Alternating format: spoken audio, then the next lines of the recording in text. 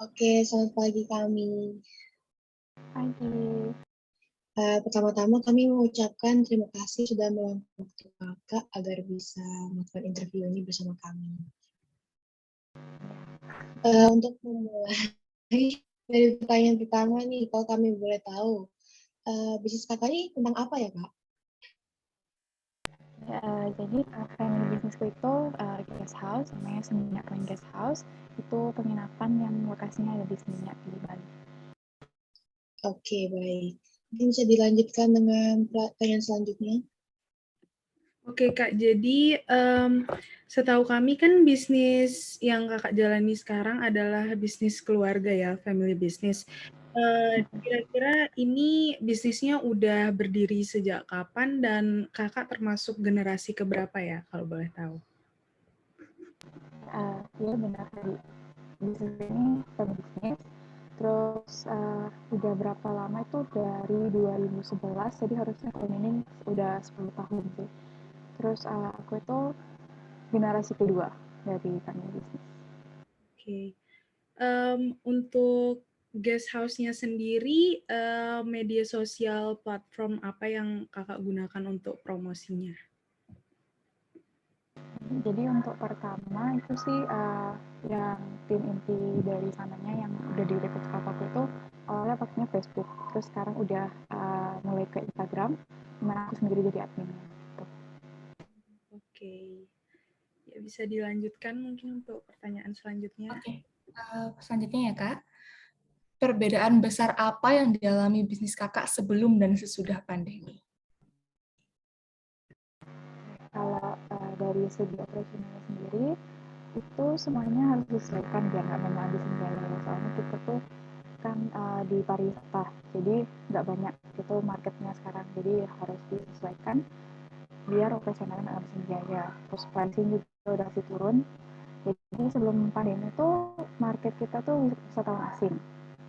Tapi karena kayak pandemi kan jadi membatasi bepergian gitu. Jadinya kita nurunin harga untuk menjadi yang lebih lokal. Terus tapi itu nggak menutup kemungkinan juga, soalnya kan ada beberapa wisatawan asing yang menetap lama di Bali, jadi mereka juga nyari yang long term stay gitu di guest house-nya. Nah, itu kalau nggak salah di guest house itu ada dua kamar ya, yang wisatawan asing long term. Oke, selanjutnya kakak pakai cara pemasaran apa untuk bisnisnya ya? Karena selama pandemi ini lagi nguatin social media presence, dimana aku jadi admin Instagramnya itu untuk ningkatin brand awareness. Terus kalau yang udah selama ini dilakukan itu yang Facebook sama e-commerce sih, itu pakai agensi marketing gitu untuk mengurus Traveloka dan Agoda. Oke, selanjutnya bisa diterusin. Ya Kak, selama pandemi pastinya ada tantangan yang kakak hadapi kan. Cara kakak untuk survive di masa ini gimana Kak caranya? Kayak tadi aku udah bilang kan, kayak kita berpergian tuh udah dibatasi ya, jadi pasar kita juga kecil, terus jadi sepi gitu sekarang. Nah, kamar yang harusnya di akhir tahun ini ada 30 kamar yang harus saya isi penuh, itu biasanya malah keisi nggak sampai setengahnya gitu. Tapi tetap bertahan itu dengan menurunkan harga, terus kayak hemat pengeluaran gitu. Jadi yang benar-benar perlu dibeli itu baru dibeli. Terus Kak, bagaimana cara kakak mengembangkan sampai sejauh ini bisnisnya Kak? Ada tipsnya nggak Kak? Karena aku generasi kedua, ini lebih banyak info sih papaku. Nah, aku baru banget untuk info di family sini, jadi cuma tahu kisah-kisahnya waktu pandemi aja. Terus sama ini sih papaku, dia sama karyawan yang udah dipercaya tuh kan udah sama 10 tahun juga berdiri. Jadi urusan lapangan tuh lebih banyak diurus sama karyawannya langsung. Dan karyawan itu juga kayak bagian dari keluarga kita, tapi kayak keluarga jauh gitu. Jadi lebih percaya mereka. Terus nyari papa itu kalau biasanya kalau ada keputusan besar ya, misalnya ada barang yang perlu direnov, terus urusan kerjasama sama pihak ketiga kayak mau Traveloka yang kayak Traveloka gitu lah.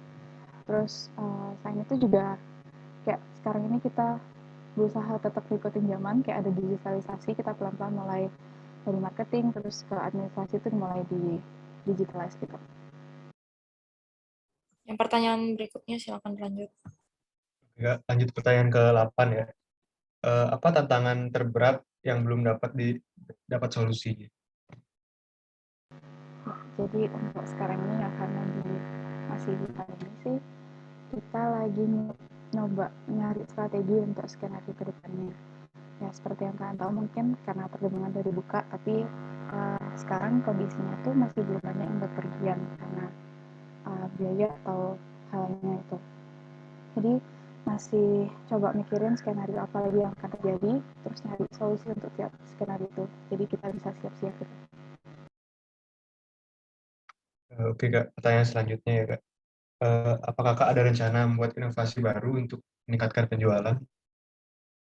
Ada. Jadi itu juga salah satu program latihanku di mata kuliah Rembus. Jadi masih di tahap yang dari itu, masih nyari skenario-nya dan solusinya, jadi kayak forecasting untuk kondisi ke depannya gitu. Oke, bisa dilanjutkan. Untuk pertanyaan terakhir, gimana kakak ngeliatin bisnis kakak ini berjalan selama 10 tahun ke depan dari point of view kakak sekarang? Ya, kalau ini sih aku sempat ngomong juga sama papaku gimana dia ngeliat bisnis kita. Terus kalau papaku sih view-nya itu dia ngeliatnya kita udah bisa buka cabang di daerah lain. Spesifik tuh yang dia bilang itu daerah Tabanan di Bali. Nah, kalau dari aku sendiri sih, aku udah lama punya visi untuk buat perusahaan induk gitu, yang bisa menaungi semua family businessku. Jadi family businessku ini nggak cuma di guest house ini, tapi juga yang lain. Cuma ya gitu. Jadi biar bisa buat suatu brand yang menaungi semua usaha-usaha itu. Jadi nggak ya bisa jadi satu wadah lah gitu. Terus setidaknya itu ukurannya bisa CV gitu untuk 10 tahun ke depan. Kenapa Tabanan, Kak? Kenapa nggak Kintamani? Ya, aku juga nggak tahu, tapi papaku itu saat ini punya aset sih di sana. Mungkin karena mau memanfaatkan asetnya itu. Oh, kayak udah ada tanahnya gitu ya, Kak? Iya, benar. Itu kayak salah satu value dari keluargaku juga sih. Kita manfaatin apa yang ada. Jadi apa ini kayak guest house ini juga pertamanya awalnya tuh tanah warisan kan. Jadi yang nyewa pertamanya itu udah selesai nyewanya, terus kayak udah kelihatan nggak kurus gitu, jadi papaku ubah itu jadi guest house gitu. Kalau boleh tahu bisnis keluarga kakak yang lain apa ya selain guest house? Banyak di pariwisata juga sih, jadi ada villa, laundry, sama tattoo studio. Itu bakalan dikerjasamain gitu nggak, Kak? Kayak misalnya apa tadi laundry ya, guest house kakak dapat langsung ke laundry-nya gitu? Iya, itu sudah dilakuin kok. Oke. Kakak terima kasih ya Kak untuk waktunya, untuk kesempatannya. Nah sebelum berakhir boleh minta waktu buat foto bareng? Boleh. Oke, kita foto ya guys ya. Oke. 1, 2, 3. Ini sekali ya. 1, 2. Tunggu, ketutup Windows. 1, 2, 3. Udah, terima kasih Kak, terima kasih teman-teman. Sama-sama, semangat Makasih, kalian Kak. ITS-nya. Thank you Kak. Iya, aku dulu ya. Iya Kak. Semangat. Terima kasih Kak. Thank you, Kak.